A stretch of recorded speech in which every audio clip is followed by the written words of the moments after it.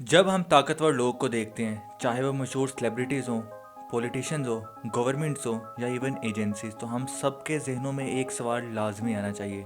क्या ये सब असल में भी इतने ही ताकतवर हैं या इनको पीछे से कोई कंट्रोल कर रहा है? इन पॉलिटिशियंस को इतना पैसा और ताकत कौन देता है? सेलिब्रिटीज को इतनी फेम कौन देता है? और सबसे बड़ा सवाल, ये जो लोग हमें कंट्रोल करते हैं, क्या इनको भी कोई कंट्रोल करता है? The answer is yes. चाहे पाकिस्तान का आईएसआई हो, अमेरिका का सीआईए हो या इसराइल का मुसाड, तमाम सीक्रेट इंटेलिजेंस एजेंसी से भी ज्यादा ताकतवर दुनिया की सबसे बड़ी सीक्रेट एजेंसी, जिसकी नजर आपकी हर एक हरकत के ऊपर है। आपको कौन सी चीज पसंद करानी है, किस चीज से नफरत करवानी है, इवन कौन से सेलिब्रिटी से मोहब्बत करानी है और किसको कैंसिल कराना है, आपके फैसलों से लेकर टीवी पे चलने वाली हर वीडियो पे इनका डायरेक्ट या इनडायरेक्ट कंट्रोल होता है। सिर्फ यही नहीं, किसी भी इंसान को मशहूर करना या इवन उसकी जिंदगी खत्म कर देने तक का कंट्रोल भी इनके पास होता है। यह भी कहा जाता है दुनिया के 70 to 80 strong and powerful people इस सीक्रेट एजेंसी का पार्ट हैं। और ये सीक्रेट एजेंसी 250 साल से भी ज्यादा से हम पे हुक्मरानी कर रही है, बिल्कुल खामोशी से, बगैर सामने आए। और शायद इसीलिए कहा जाता है इल्म के तलाश के लिए हर जवाब के साथ मजीद सवालात आते हैं। इस सीक्रेट सोसाइटी की इतनी पुरानी प्रेजेंस के बावजूद भी इसके बारे में कोई खास अवेलेबल इंफॉर्मेशन है ही नहीं, लेकिन फिर भी कुछ इशारे जरूर मिलते हैं जो हमें दिखते हैं या मे भी दिखाए जाते हैं।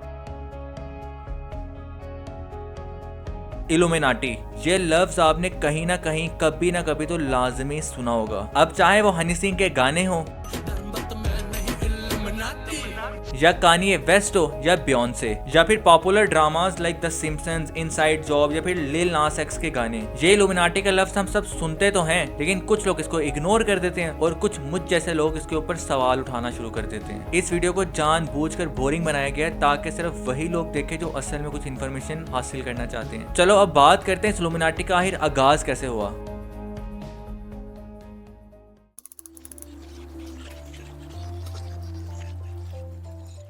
आज से एग्जैक्टली 248 साल पहले 1 मई 1776 जर्मनी के एक शहर में ऑर्डर ऑफ इल्यूमिनाटी का आगाज हुआ। इसकी शुरुआत की एडम वेशॉप ने, जो एक फिलोसफर थे। उस वक्त के लोग मजहब के साथ जुनून की हद तक वाबस्ता थे। हर एक को लगता था उसके अकायद, उसका मजहब बाकी सबसे बेहतर है और वो अपने मजहब को दूसरों पे मुसल्लत भी करना चाहता था। और इस कट्टर मजहबी अकायद ने लोगों को दुबा के रख दिया था। हर शख्स अपनी अकीदत में ऐसा कैद था कि आजादाना सोच और अपने ख्यालात का इजहार करना गुनाह समझा जाता था। लोगों की पसंद नापसंद से कुछ घंटा फर्क नहीं पड़ता था। एडम के नजदीक ये सारी की सारी रियलिटी सिर्फ एक फसाड था। इसलिए वो चाहते थे कि लोगों को इस मजहबी ट्रैप से बाहर निकाला जा सके। चर्च रूल्स का खात्मा किया जाए, बिकॉज उनकी वजह से लोगों की क्रिटिकल थिंकिंग और इवन साइंटिफिक एक्सपेरिमेंट्स का कत्ल किया जा रहा था, वो भी सरे आम। मजहब के जरिए झूठी कहानियों यानी सुपरस्टिशन को फरोग दिया जा रहा था और एडम इसके सख्त खिलाफ थे। और वो चाहते थे कि लोग अपनी जिंदगी अपनी पसंद के मुताबिक जिए,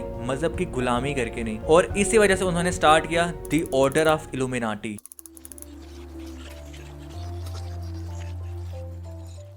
लेकिन जब इसका आगाज हुआ था, इसका नाम था द ऑर्डर ऑफ परफेक्टिबिलिस्ट्स और इसको शुरू किया था सिर्फ 5 लोगों ने। लेकिन आहिस्ता आहिस्ता लोग जुड़ते गए और इस सोसाइटी के मेंबर्स की तादाद 3000 से भी ज्यादा हो गई। और आज इस दुनिया के हर कोने में मौजूद कोई ना कोई इंसान इस सोसाइटी का हिस्सा है। लेकिन क्या आपने इस सोसाइटी के बारे में या इल्यूमिनाटी के बारे में पहले कुछ भी सुना था? और अगर हाँ, तो क्या सुना था? Do let me know in the comment section.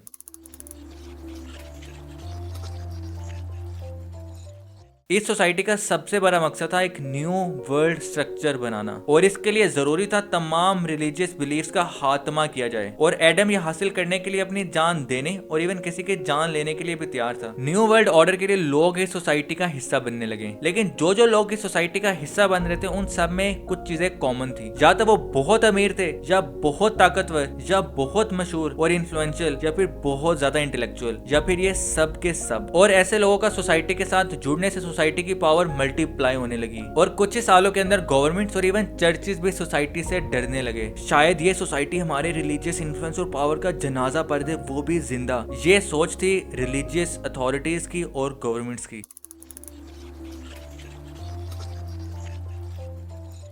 Aahista Aahista ये डर इतना मजीद बढ़ गया कि ये बात पहुंच गई Duke of Bavaria Charles Theodore के पास, जो अपने मजहब को बचाने और इसके इन्फ्लुएंस को मेंटेन करने के लिए किसी भी हद तक जाने को तैयार था। इनको पता चला कि ये इल्यूमिनाटी सोसाइटी मजहब के खिलाफ लिखते हैं। इनके सेडिशियस राइटिंग मजहबी लोगों को अंदर से दीमक की तरह चाट रही, और इसी के चलते हुए 1784 में उन्होंने तमाम secret societies like Illuminati, Freemasons पे बैन लगा दिया। लोगों ने रेजिस्ट भी किया, केओस भी क्रिएट हुआ और स्टेट ने अपनी ताकत भी दिखाई।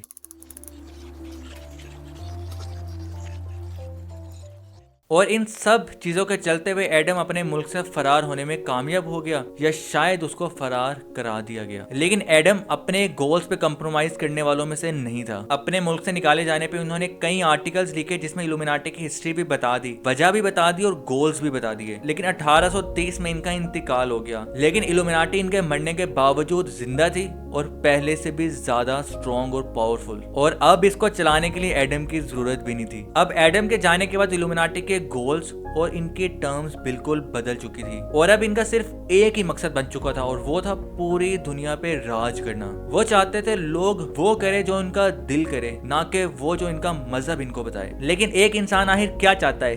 पैसा, दौलत, शोहरत, पावर। लेकिन इन तमाम चीजों को कंट्रोल भी इल्यूमिनाटी खुद करने लगी।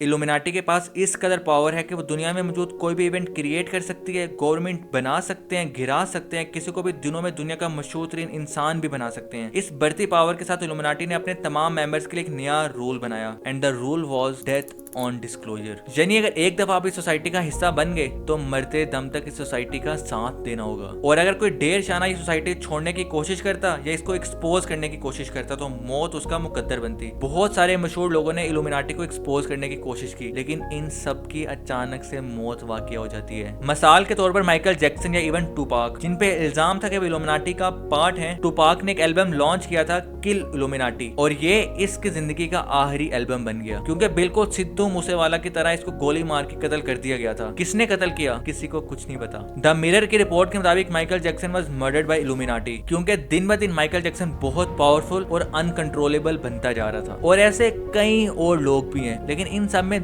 दो चीजें कॉमन थी। इनको इल्यूमिनाटी का मेंबर समझा जाता था, या फिर इन्होंने इल्यूमिनाटी को एक्सपोज करने की कोशिश की।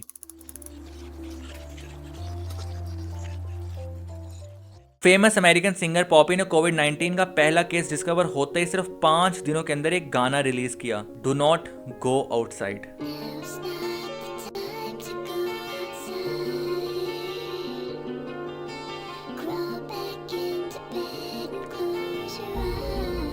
उनको ये बात कैसे पता चली, और वो भी इतनी जल्दी? Travis Scott, one of the most famous rappers, 2021 में उन्होंने एक लाइव कॉन्सर्ट किया जिसका पूरा सेटअप शैतानी था, यानी डिमोनिक था। 50,000 के लगभग लोग इस कॉन्सर्ट में मौजूद थे, और माना जाता है कि ट्रेविस स्कॉट ने उस कॉन्सर्ट में कुछ सैटेनिक रिचुअल्स को परफॉर्म किया था, जिसकी वजह से लोगों ने एक्सट्रीम नेगेटिव एनर्जी भी फील की। अब आप पूछेंगे इसका प्रूफ क्या है? 8 लोग कॉन्सर्ट के दरमियान मर गए थे। लोग चलाते रहे स्टॉप द शो, लेकिन Travis Scott did not stop. That's okay with you real quick. Take me, let's do it.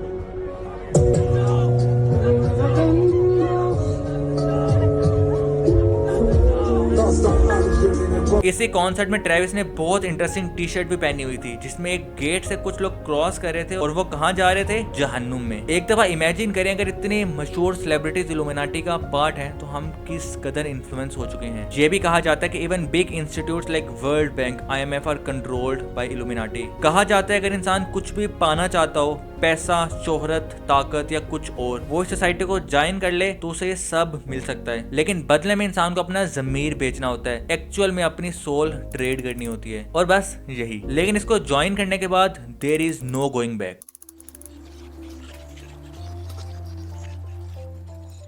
एक दफा अपने आसपास नजर घुमाना और देखना ये कल्चर किस हद तक चेंज हो गया है, कैसे लोगों को शैतान अच्छा लगने लगा है, कैसे डेविल इन्फ्लुएंस कूल हो गया है, content has changed a lot. लेकिन ये सब कैसे हो गया? किसने बदला इसको? क्या ये इल्यूमिनाटी का काम है या किसी और का? आई होप आपको ये वीडियो अच्छी लगी होगी, और अगर आप चाहते हैं कि इसका मैं पार्ट 2 भी बनाऊं तो please do let me know in the comment section. और अगर आपको ये वीडियो अच्छी लगी है तो please consider watching this video, and I am sure you will like it as well.